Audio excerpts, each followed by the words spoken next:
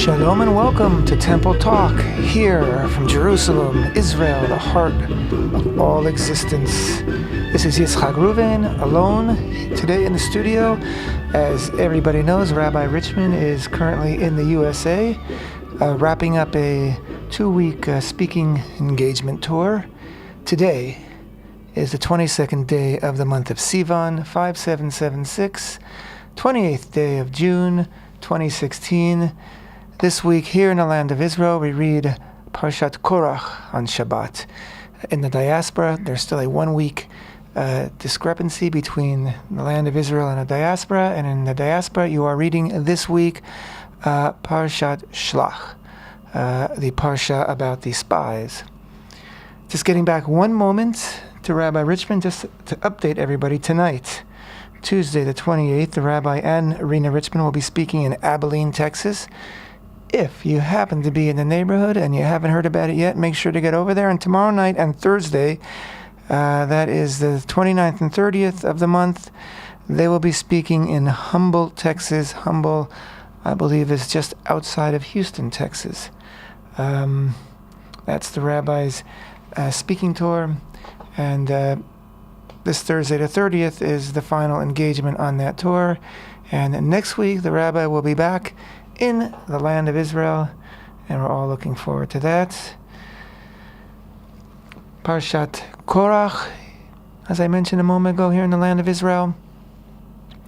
And actually, this little discrepancy, which will exist, I believe, until the end of the book of Numbers, when both the diaspora and the land of Israel will then be in the same parsha again. Actually, it gives us a little advantage this week because last week we didn't have a temple talk, and it's a shame that we didn't talk about Parshat Shlach Lecha. Send for you, send for yourselves, send for yourself spies into the land. So this will give us an opportunity to talk about both Shlach and also about Korach, and not just an opportunity because we missed a week, but also because I believe there's a definite connection between the two different parashot in the Torah. This coming Shabbat, as we mentioned, Shabbat Parshat Korach, is also Shabbat Mavarchim, where we will be blessing the upcoming new moon of Tammuz, which will be next week, Wednesday, Thursday, a 2-day Rosh Chodesh. And of course, the month of Tammuz brings in its own spiritual headspace with it, as Tammuz is the month which leads into the 3 weeks of enhanced and intensified longing and mourning for the loss of the Holy Temple, which was destroyed twice. And of course, along with that longing and mourning, which isn't enough by itself, is the redoubled intention to get our house in order, and more importantly, get God's house in order and rebuild the Holy Temple ASAP. So that, of course, the 3 weeks I'm referring to starts on the 17th of Tammuz, which is still a good 3.5 weeks off from today. But as I mentioned, as soon as we enter the month of Tammuz, every month has its own character. And Sivan, of course, is marked by the holiday of Shavuot, which was on the 6th of Sivan, which is the holiday of receiving Torah at Mount Sinai, and also the holiday of the Bikurim, of the first fruits. And that colors the entire month of Sivan. Parshat Korach.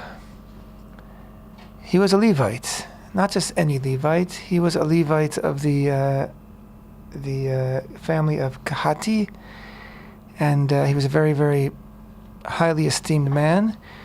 Midrash says he was very wealthy, that basically he was very well situated in life. And sort of out of nowhere, it would seem, he led a rebellion, a very serious rebellion against Moshe and Aaron And he had a very serious bone of contention that he chose to pick with them that had to do with I guess you could call it the hierarchy of holiness and how holiness is perceived, and what's expected of us as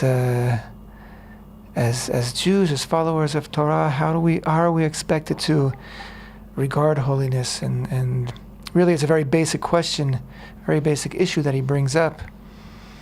And but the beginning of the parsha, it sort of gives us some foreshadowing. It's sort of that the Torah tips its hat, and it begins like this: Vayikach Korach ben Yitzhar ben Kahat ben Levi. I'll translate that. This is chapter 16, first verse from Numbers. And Korach took. Korach, the son of Yitzhar, the son of Kahat, the son of Levi, took. Now in Hebrew, Vayikach, and he took is the first word of that sentence. It doesn't quite work that way in English, but the Torah is telling us something here. Korach took. He was a taker. He wanted something. He wanted something essentially that didn't belong to him, and he wanted to make it his. And I think the question here that we have to explore is, was his intention to usurp this? And we'll get to what this is in a moment. Did it come from a pure place? Did it come from a real different perception of things? Or did it simply come from the desire to want more? Again, I think the information that we receive from Midrash that Korach was a wealthy man and Korach was a very highly esteemed man tells us that he basically had all he needed in life. So that could go both ways. Either he had everything he needed in life, and so he was seriously questioning how Moshe was running things, or he had everything in life that he needed in life, but he wanted more. Often when people have a lot of wealth, a lot of respect, they're ambitious. They want a little bit more for themselves. And basically, he gathered around himself 250 people. Now, these weren't just 250 wannabes. These weren't just 250 people who could easily be aroused, riled up. It wasn't that he was a leader of a mob. No. These 250 people, again, we are told by our sages that they were also men of stature, highly esteemed people, knowledgeable people. And they gathered around Korach and his idea. And basically Korach said to Moshe, why have you raised yourself and Aaron up higher than everybody else in Israel when we're all holy? Everybody's holy, so why should you have a monopoly, as it were, on what goes on in the Mishkan, in the tabernacle? Why are you the ones that present the offerings? Why are you the ones that get the word directly from God? Everybody should have that. We're all equal here. So Korach comes across certainly very democratic. Everybody's equal. Certainly everybody's equal is a basic principle of Torah. We're all created in God's image. We're all sons of Adam, of the first man. Torah tells us that we're all the children of the one God. So Korach certainly has a point here. And he gathers people around him based on this point that, wait a minute, something's wrong. We have this guy Moshe, we have this guy Aaron, and they seem to be the ones who run the show. They seem to be the ones who are closest to Hashem. They're the ones who get to do what's needed concerning the offerings, concerning the service in the tabernacle. Okay, I'm a Levi, I have my job, but why do I have my job, and why is your job a little bit more important than my job, at least as he perceived it. And this, of course, got the interest of some 250 people who gathered around him. However, Korach also very quickly sort of contradicts himself. He says, you know what, I want to be the Kohen Gadol, I want to be the high priest. I want to be the one that runs the show. So wait a minute. Does he want to eliminate the show? Does he want to come up with something else here? Does he want everybody to be their own high priest? Does he want there to be, I don't know what, that everybody can do it yourself? Or does he want to be the high priest himself? Does he want to usurp Aaron? So this is Korach. Welcome to Korach. He's a man of many contradictions. And he was a man who, his confrontation with Moshe was rather brutal. He didn't bring this up behind closed doors. He didn't raise this as an intellectual question. Let's explore these issues. He confronted him with his mob of 250 people. And he said, what are you going to do about it, Moshe? I stand before you. And, he how do we say, he threw the glove down? He challenged him.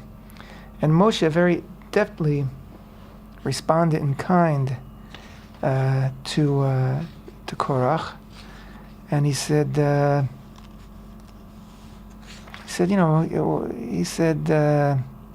Ravlecha. He said, you've got so much, as it is, and you've got your honor and your position as a Levite. Don't play games here. I know what you're after. I know that what you are challenging me with is not really an intellectual question on what God wants of us. What you're challenging here is you want to take the place of Aaron. And so bring it on. Moshe says, bring it on. Let's have a competition, and God will decide.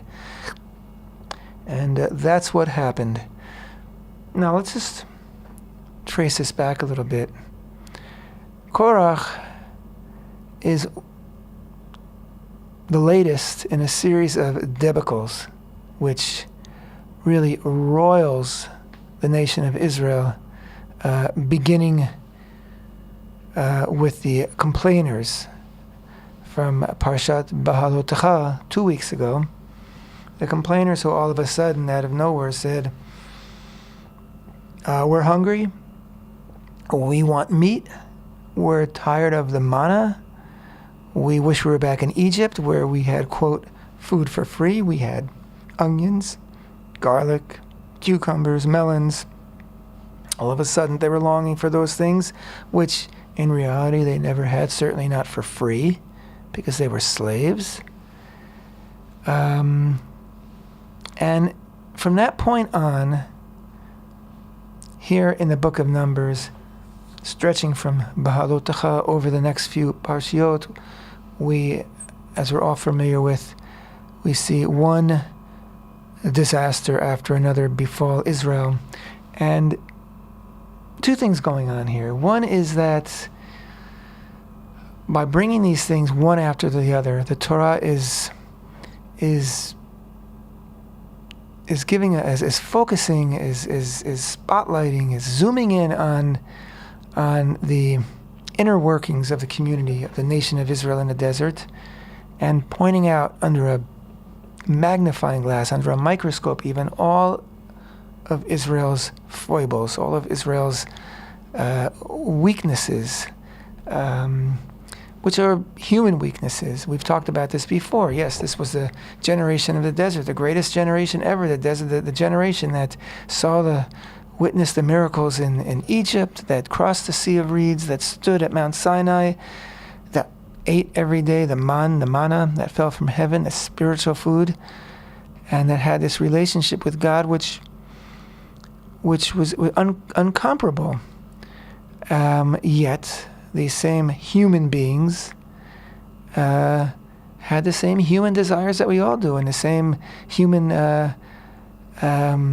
weaknesses that we all have. They would become impatient. They would become hungry. They would long for something that they never had before. They would become nostalgic. They would question what was up ahead and become frightened.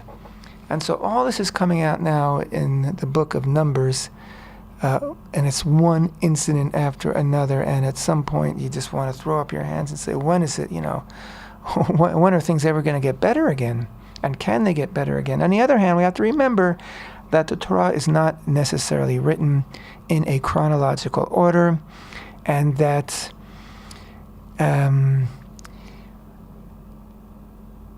putting one incident right after the other does not necessarily mean that one incident followed on the footsteps of the other. In fact, when we take a little bit of perspective here and realize that there's 40 years in the desert, and there are, I don't know, half a dozen or so very serious incidents that Torah discusses here in Numbers, that over 40 years, you know what? That isn't so many. And if these are the incidents that the Torah felt were serious enough and important enough and relevant enough throughout all generations to mention, then it's safe to say that most of the times were pretty good times, peaceful times, times of tranquility and times of unity with the people in the desert. In any case, be that as it may, we, the reader, are confronted here in the book of Numbers after a beautiful start, where it looked like the nation was about to sail into Israel and begin the conquest of the land. After a beautiful start, we are confronted with just one numbing catastrophe after another. And it all begins, like I said, in Beha'alotcha, which we read 2 weeks ago. And an interesting thing that I've always noticed, that Beha'alotcha begins with the lighting of the menorah, the lamps by Aaron, and it goes on to the configuration of the encampments of the tribes around the tabernacle in the desert, and how they would proceed forward when the cloud of glory would rise up from the tabernacle. The nation would proceed forward. They were instructed to fashion silver trumpets that the Kohanim, the priests, would blow in order to let the people know when to begin to move forward and blow again when it's time to stop, etc., etc. And everything is just going wonderfully. And then all of a sudden it says, Vayomer Moshe lechovev ben Ruel hamidiani choten Moshe nos'im manachnu el hamakom asher amar Hashem oto eten lechem lacha itanu vehitabnu lach ki Adonai diber tov al Yisrael. Okay, this is Numbers chapter 10, verse 29. And Moshe said to Chovev, the son of Ruel, the Midianite, the father-in-law of Moshe, right? Yitro. Yitro is given different names. Here he's called a Chovev. He says, come with us to the place that God said he would give us. Come with us, and it'll be good for you, because God spoke well of Israel. It's a very literal translation. And then Yitro replies, Vayomer elav lo elech ki im el aretzi ve'el moladati elech. He says, I'm not going to go with you. I'm going to go back to my home where I was born. And then Moshe says in reply, Vayomer el alna ta'azov otanu ki al ken yada'ata achanotenu bamidbar va'ita lanu le'enayim. And Moshe says, please don't leave us, because you know the desert very well. You know these places that we're going to, and you will be our eyes. I think it's a very interesting expression. Va'ita lanu le'enayim, and you'll be our eyes. And Yitro insists, I'm going to leave, and he does leave. And interestingly enough, coincidentally or not, I don't know. Right after this little anecdote, we begin the story of the complainers who complained that they had no food, and Moshe's very, very, very stressed out response, and God's very extreme response. And then, like I said before, this led from one debacle to the next. And I just find it interesting that from the moment, as it were, that Yitro left and went back to Midian, that things seemed to fall apart. Was he some kind of a good luck charm? Was he, we know that he gave Moshe some advice about setting up a system of courts so that Moshe himself wouldn't become overwhelmed with all the people looking for judgment. And of course, Yitro himself became a convert to the one God. He had been previously a practitioner of all sorts of idol worships, and now he is dedicated to the one God of Israel, and he seems to see the overall picture. He understands what happened. He understands how God, defeated Egypt, how God proved his unity on heaven and on earth. And he seems to have a very, very, very grand perspective. And now he goes back to his land, and things seem to very rapidly deteriorate. And the reason why I linger on this and emphasize it is that if we go back to Parshat Shalach, which again, as I said earlier, is the parsha that people are reading this week in the diaspora, and that begins, Vayidaber Hashem el Moshe, and I'm in chapter 13, first verse, Vayidaber Hashem el Moshe le'mor shalach lecha anashim v'yaturu et eretz Canaan asher ani noten livnei Israel ish echad, etc., etc. And God said to Moshe, saying, send for yourself men, and they will search out the land of... Oh, here's the music. We're going to pick this up right where we left off. As soon as we get back, part 2. So stay with us. Stay with me. Temple Talk.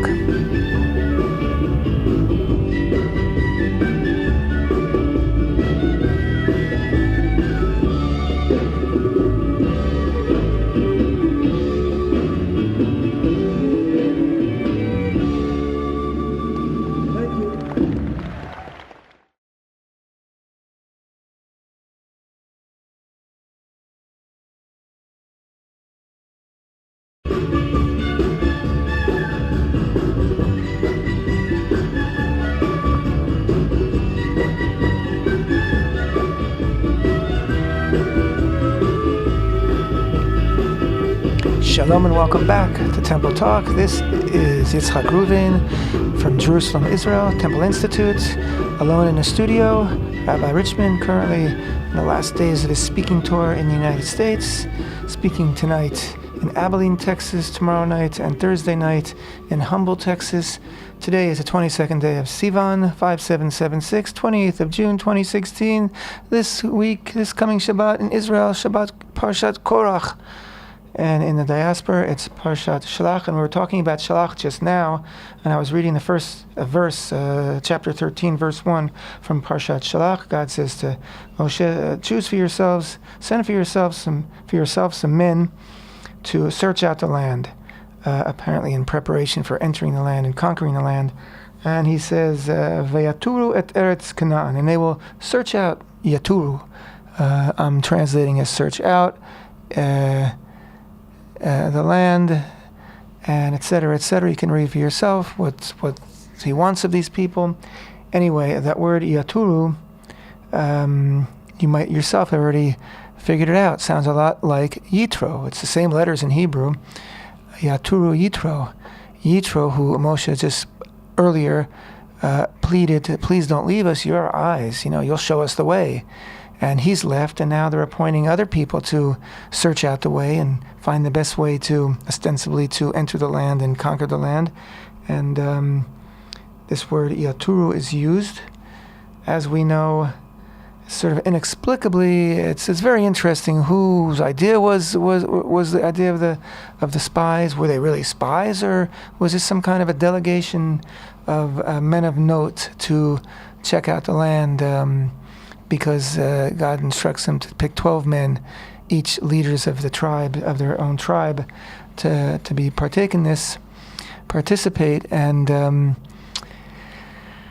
of course it goes awry very quickly when they return and say wonderful things about the land. Why shouldn't they? God told them it was a wonderful land. Why were they sent there to begin with? Nobody seems to take credit for this either, take responsibility. Whose idea was it? God says, send for yourself. And our sages understand that God was sort of going along with a preconceived notion, preconceived plan.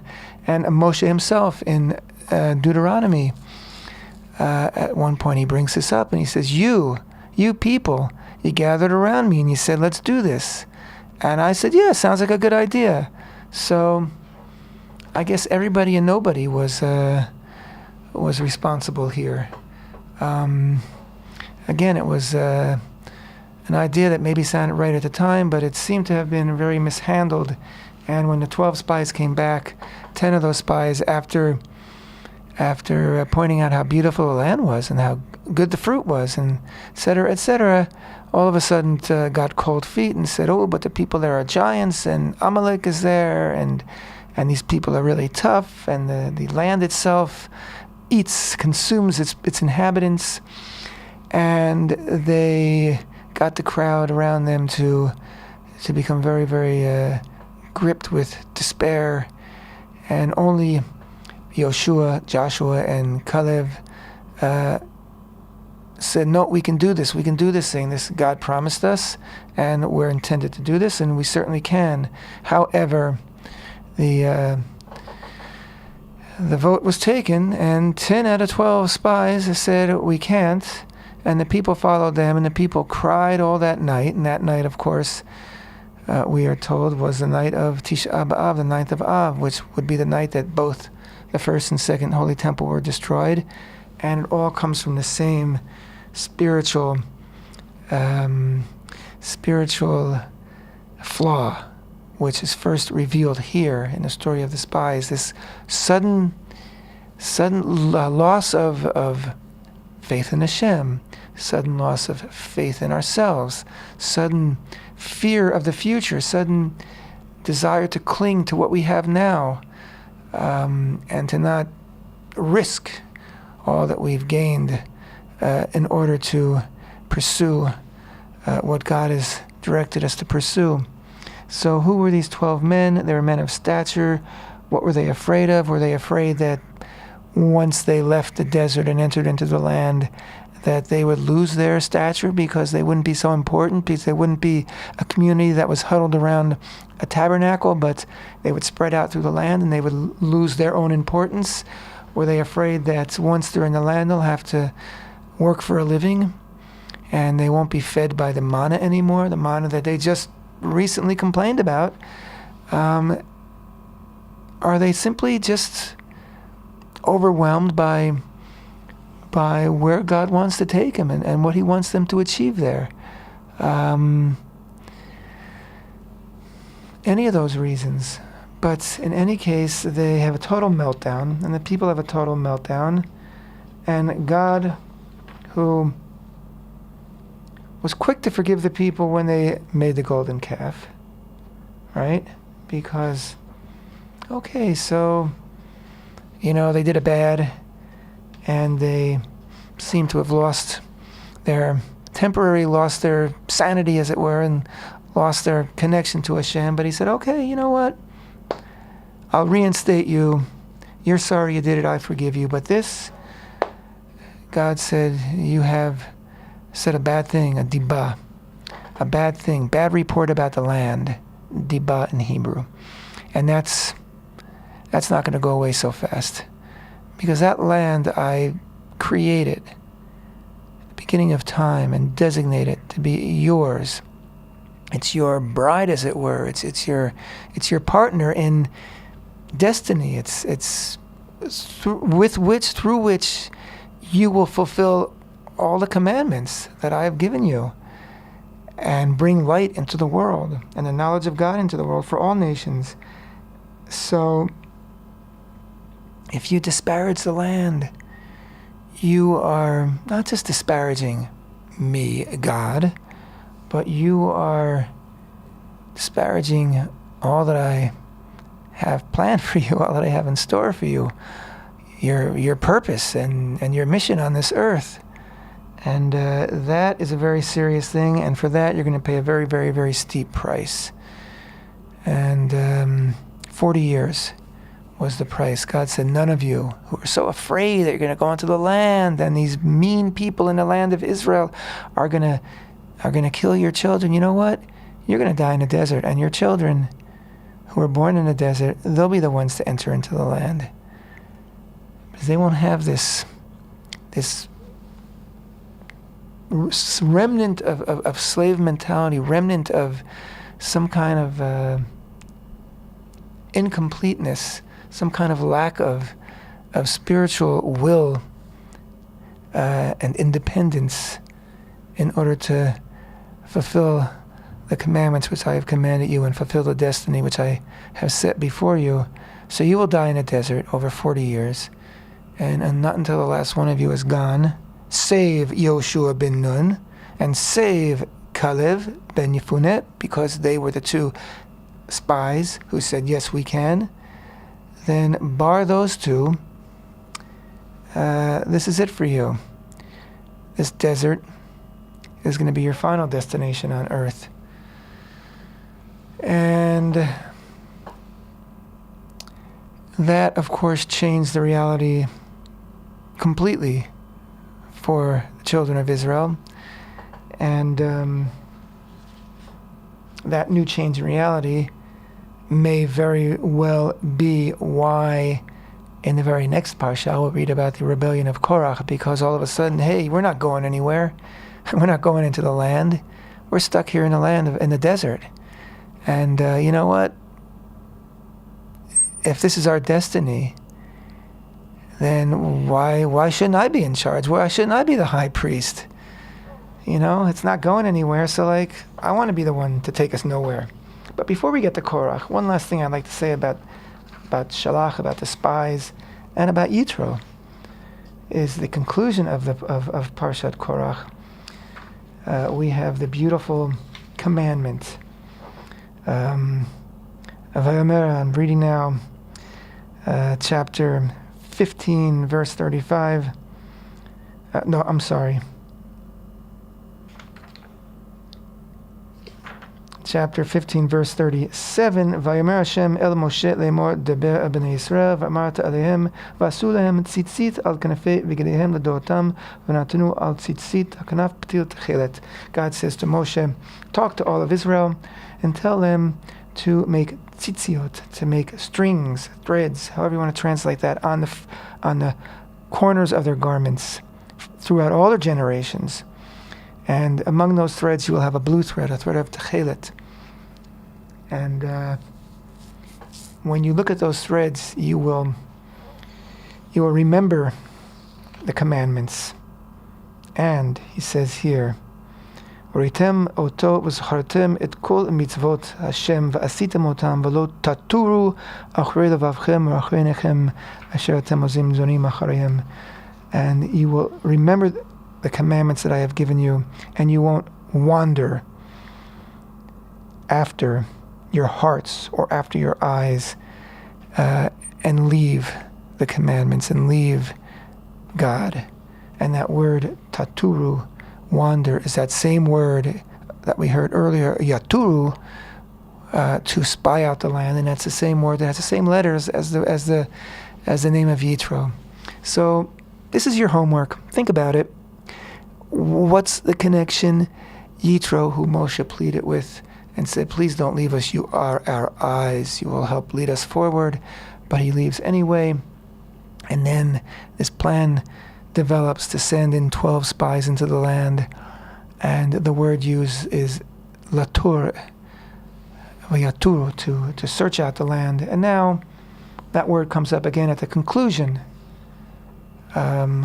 of the whole debacle, with the commandment to make tzitziot of techelet of blue on the four corners of our garments, and so that every day we will be able to see them and remember the commandments, all the commandments that God has given us, and that our hearts and our minds and our eyes will not wander, and we won't fall into the same trap that the spies fell into, which was to lose sight of the goal and to let fear grip us and blind us as to what we're doing here, and as to the fact that when God promises that it's going to be a beautiful land and He's going to put us in it and it's all going to be good, well, that's the way it's going to be. And losing that confidence in God and that confidence in ourselves is a recurring theme in our history, and again, it's a recurring theme in modern history of Israel when we're trying to move forward and fulfill our destiny here in the land of Israel, which is to settle the land, which is to create a Torah-based society in the land, which is to build a holy temple, which is to renew the avodah, the service in the temple, which is to be a light unto the nations, that is to bring the light of God and the truth of God's Torah out to the nations. And we seem to pursue this with fits and starts and 2 steps forward and 1 step backward, because we haven't completely overcome this flaw that we have in our soul, it seems, of periodically losing it and panicking, having a panic attack, and having then to recover from that and regain our mojo, get our confidence back and get our bearings back and move forward again. And again, this week here in the land of Israel, Parshat Korach,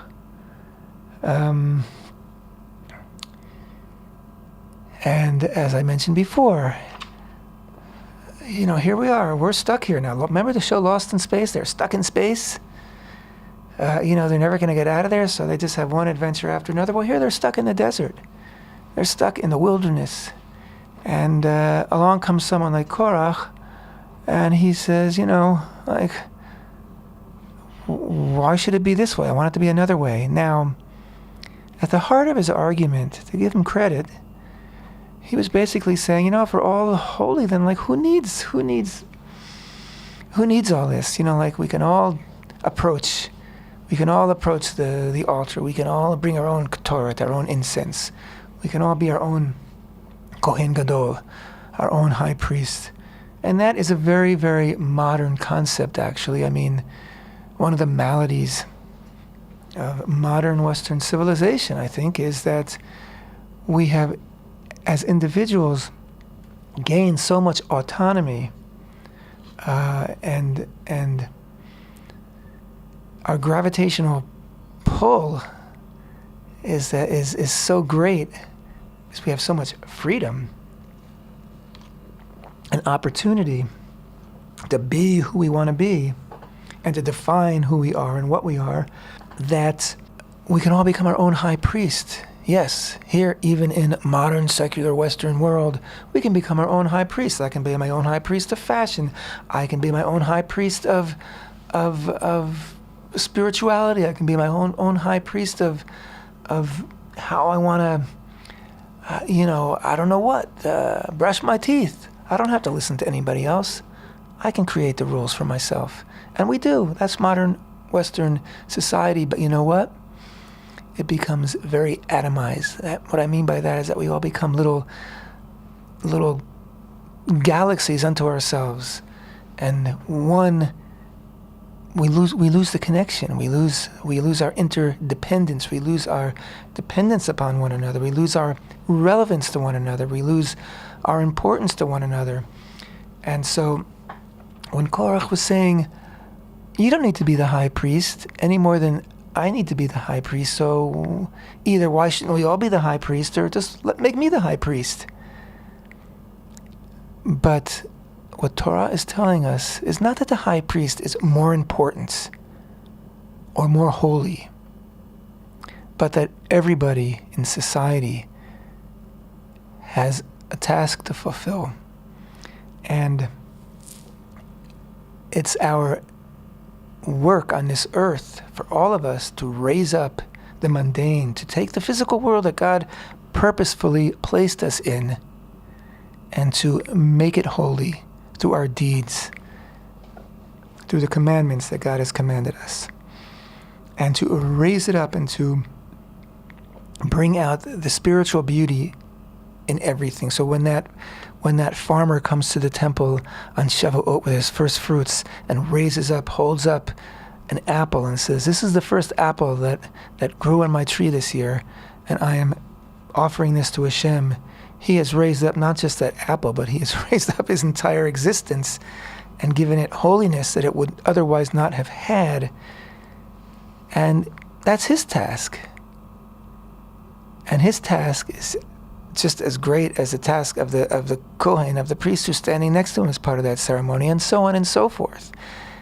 Yet you can only have one high priest because it's a job for one, and it's a job that's supposed to be done by an individual who represents all individuals. Right? We all have a share in the high priest. We all have a piece of him. He's not better than us. He's not holier than us. He's not more righteous than us. He basically is a reflection of us. And of course, that's the reason why he wears the clothes that he wears. That's the reason why he has the 12 stones representing the 12 tribes on the ephod, on the breastplate. That's why he bears in his soul and in his bearing, he carries the weight of the entire nation, because he is the entire nation, just like each one of us is the entire nation. We all have a responsibility to conduct ourselves in our lives as a representative, as a delegate for the nation. So Korach basically was saying, I'm giving you a choice. Either we're going to have anarchy, in which everybody is their own high priest, and everybody gets to ultimately make their own rules, or I'm going to be the guy in charge, meaning a dictatorship, because now it's not a social order that has been commanded by God, but now it's my social order. I'm going to take the framework that God's given us, he says, and I'm going to manipulate it, and I'm going to change it and use it in order to serve myself, and I'm going to be the sun, as it were, S-U-N, around which you all will orbit. And that is a one-man rule, and that is the antithesis of God's presence on this earth. So Korach needed to be dealt with very swiftly and very, very decisively.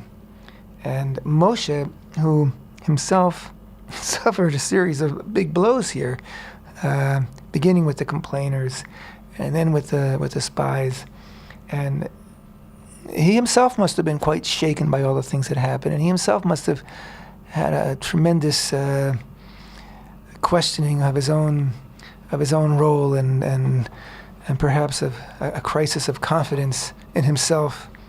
But in this case, he very quickly saw through Korach when he says Vayikach, and he says, you know what? I see what you're after. Which is why Moshe says, I never took a thing. I never took a thing from any of these people. I never asked for anything. I've served God faithfully, and I've served them faithfully. And I see through this man, he wants what's God's. You know, he wants, it's like the generation of the Tower of Babel, which sought to build a tower that they could pierce the heavens with and basically, usurp God's throne, as it were. That's what he wants to do. Korach wants to take over. And he had to be dealt with very quickly, very decisively, which he was, even as Moshe and Aaron begged mercy for the people who gathered around him, saying to God, this man, he's the instigator. Like we can't just automatically punish everybody. Let's give him a second chance. So basically the second chance was you got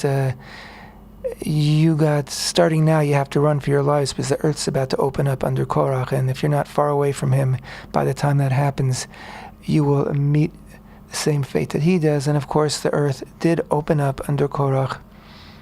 He was swallowed up into the depths of the earth, where to this day they say if you stand over the spot where he was buried by the earth, you will hear him say, Moshe is true and the Torah of Moshe is true. And that is the concluding message of this week's Temple Talk. Thank you so much for being with us. Temple Talk.